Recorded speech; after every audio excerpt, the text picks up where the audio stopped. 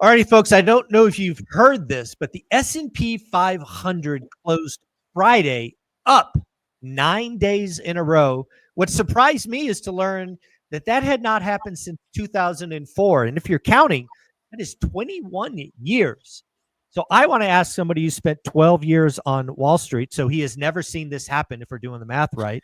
What the heck does it mean that the S&P 500 is up 9 days in a row? Are we going to the moon?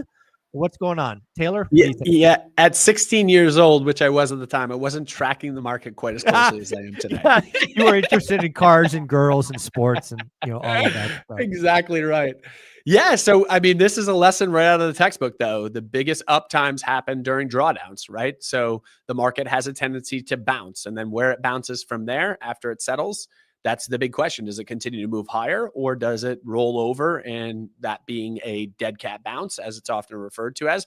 And I think that's up for debate right now. I certainly have my opinions on that. But it has been a seismic move off the bottom. And I'm going to butcher this a little bit, but we're roughly 20% off the bottom over that 9-day period. And it was violent. And what news came from that? I don't know if there was actually much news that caused it. I think a rumor mill may have led to that big bounce. Is it justified? TBD. Yeah, so let's kind of talk about it, because I think you're right. I mean, again, it's still odd to me that there wasn't additional periods where there were 9 up days in a row. It seems like a small number statistically. It does. It does. I agree with that. It's like weird. But anyways, 9 days in a row means something. I agree with you. It does make sense that this would come after a big drawdown. But let's talk about the news cycle, because one of the things, obviously, in today's world, very news driven, very tweet driven, very, Trump social, whatever that's called, true social driven. True social, yeah. Anything can move the market. So one of the things I had been thinking about, and I think we talked about this last week, was, did we hit the bottom of the negative news cycle, right? Have we seen maximum uncertainty? And if we had, what means is every incremental thing is positive, right? And so let's talk about that. Do you think we've hit maximum uncertainty? Not that, we're going to go back to where we were. It's just, it won't get any worse. Yeah, I think that those tariffs posted on the day of Liberation Day are likely far worse than anything that will actually come to fruition for any extended period of time. I think that we, shredded that, as did everybody in the market shred that, as what these tariffs are actually have nothing to do with the tariffs. They have to do with the fact that we have a trade deficit. That was the entire hieroglyphic equation, was amounting to, what is the trade deficit? And as a larger country, you will continue to buy more from a smaller country than that smaller country buys from you. That's just logic. So at the end of the day, I don't think there was much logic given to that. And I think that it was haste that brought that to market. A little bit of a willy-nilly kind of gunslinging type mentality of, let's just get something out there, spook the market, spook other folks. Not spook the market was not the intention. Spook these foreign countries to coming to the table and creating a deal that we have. My big concern now is, although that level of uncertainty has abated, we will not get those tariffs that were proposed. I think even the administration would go back and say, probably we didn't do that correctly. Who knows? But I think that the reality now is we have 75 countries that we're pushing and pulling on right now to try to get a trade deal done. And we have yet to take one victory lap. And I can assure you that when a victory happens, there will be a massive political victory lap taken. And we haven't gotten one yet. No doubt. Well, the other thing I think that's going on is there was not only these tariffs, but for a while there was, I'm going to fire Jerome Powell, right? No, that didn't help, right? So again, I think when you kind of step back and try to get above the noise, I think it's probable that we've seen maximum uncertainty. I'm not talking about the world going back to normal, anytime soon, but if we have hit the bottom of uncertainty and each incremental day gets a little bit better, and then to your point, we start posting wins, like one win happened yesterday. Trump said, I'm not firing Jerome Powell. He will finish his term. Why would I fire him? I get to nominate a new guy, right? So he's taking some of these uncertainty things away, which will help the bond market and other things. I think it's reasonable to assume we're close to some tariff deals. Now, what does close mean? No idea, but I think we're closer today than we were 10 days ago. But to your point, oh, the other thing is earnings. I'm actually willing to say, so earnings to me really meant nothing because it was last quarter, but I would talk about forward guidance being better than I expected. I didn't see especially enough from the people. biggies.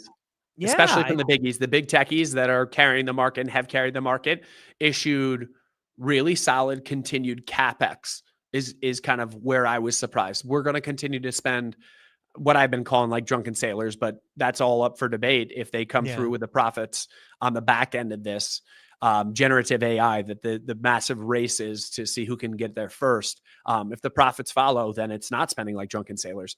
It's just really up for debate. I thought that this may be the quarter where people say, all right, we're going to draw in on this a little bit. And they didn't. And their stocks have benefited accordingly. The market actually appreciated that. yeah.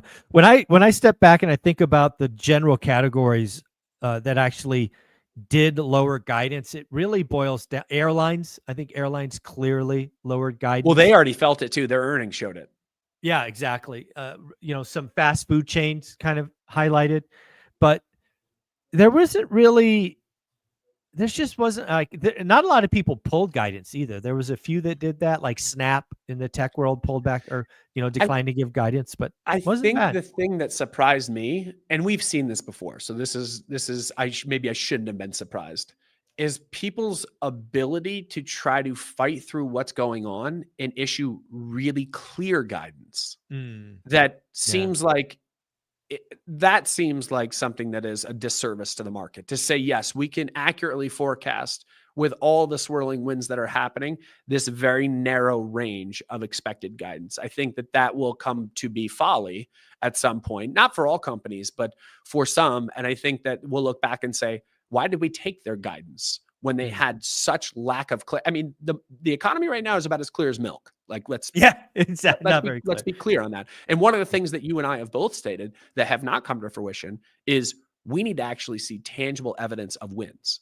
Yeah, And we need they're not to there. But the market's ability to fight against that has been truly astounding to me. What I think and what I've said on social media is that if you got scared during the downdraft, the market just gave you a get out of jail free card, right? You got basically we're back to above Liberation Day.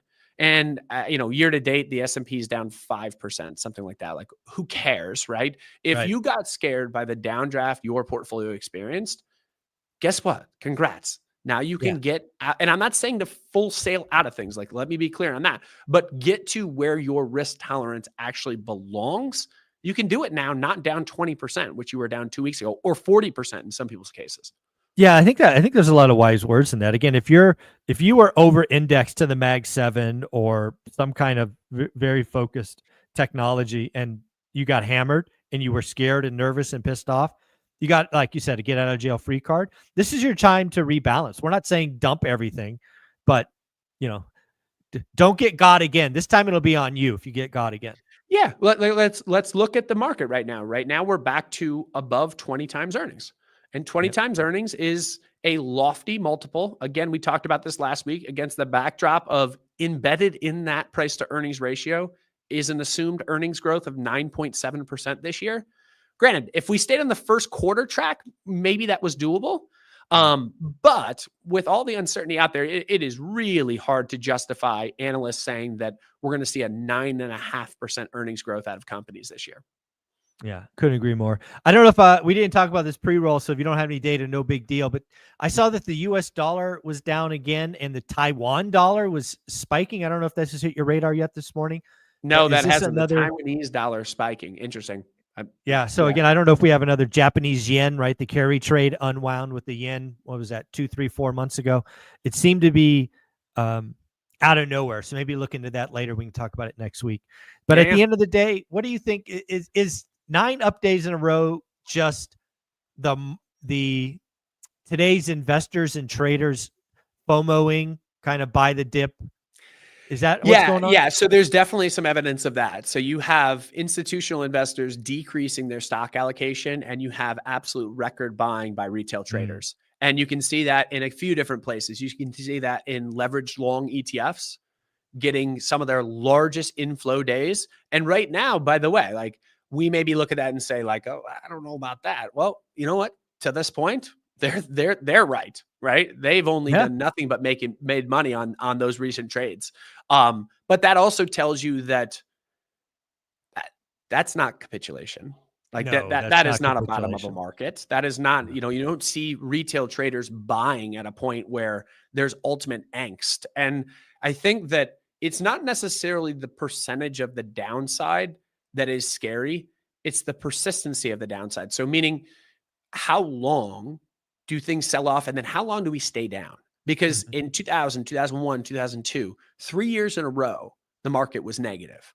And it was actually at a time where the economy was not on terrible footing. Like, we had a little minor recession embedded Mhm. in 2001, but 2000, 2001, 2002, you had 3 years where you just got gut punched 3 years Yep. in a row. And that created a full decade of just non-existent returns, because at the end of the day, people over time, it's death by a thousand cuts. And Yep. we had, a pretty big cut, but it was cut and bandaged and then back off to the races. And I'll this is, I don't know why I was thinking about this either. My grandfather used to have this word. He said hornswoggled, and I don't know what it means, but like baffled is what he used to say. I'd be hornswoggled about that. I am hornswoggled about the upside that we've seen in the market, the magnitude of it off the bottom. I really am, because there has been no news to warrant it. Yeah. There have been tweets. And by the way, the tweets have been refuted by our adversary now, which is China, saying, We're not there. What are you We're not talking talking. about?" What are you talking about? Yeah. Crazy.